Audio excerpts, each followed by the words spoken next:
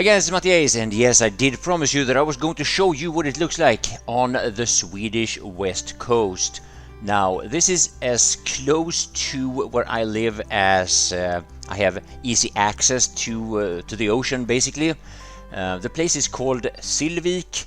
It's in Lilleby near Torslanda, and I'll show you on the map how you'll find your way there if you want to see exactly this area. Now, the first thing that I want to say about this is that what you see here, the scenery here, these little islands and the way that the coast looks, there's nothing really unique about this from a west coast scenario or from a west coast point of view in Sweden.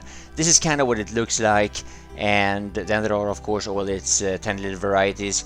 But if you are the kind of person that would prefer big, wide, shallow beaches like sand beaches or white beaches ish, then you would probably want to go about 100 kilometers, maybe 150 kilometers south to Halmstad.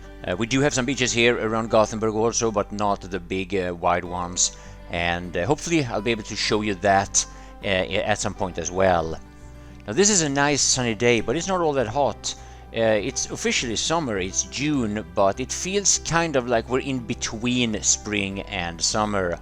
There were some enthusiasts that actually did swim. I did not do that. It's about 15 degrees Celsius in the water, so the people swimming now, they are quite few, and they're probably not do it because they have this desire to cool off. Now, this is located on the northern part of Gothenburg on Hisingen, which is kind of like an island on its own. And as you can tell, not all of Hisingen is what you see on the news with the violence and the gangs.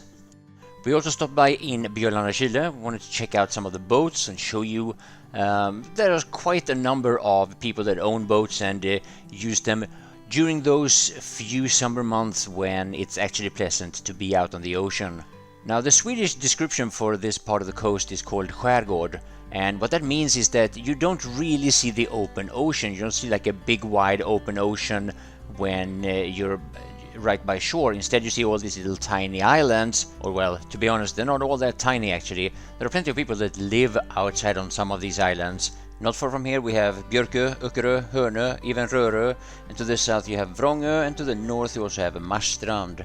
We might actually go visit some of these islands and make an additional video about that as well, if that's something you'd like to see. Now, Sweden is quite well known for very good public transportation, but most of these areas I do not recommend you to try to get to by bus.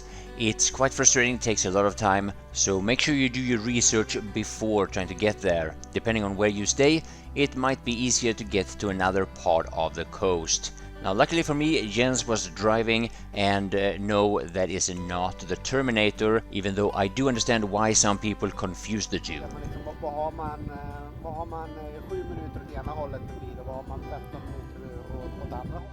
Now, the scenery and the landscape that you will see while getting there is going to vary depending on what path you take. This is kind of out in the countryside where we're avoiding driving through the town to get there, and it just happens to be the easiest way for us to get there, so I decided to share some of it.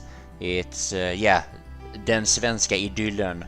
I don't even know how to translate that, but it's kind of the beauty of Sweden or something like that. Now, among other things, this is also quite close to the main Volvo factory. I decided not to film or share any of that because, I don't know, that's not really what the video is about. Now, in the near future, I'm going to share some more of the areas in and around Gothenburg, so if you're interested in that, please subscribe to the channel if you haven't already, and thanks for watching.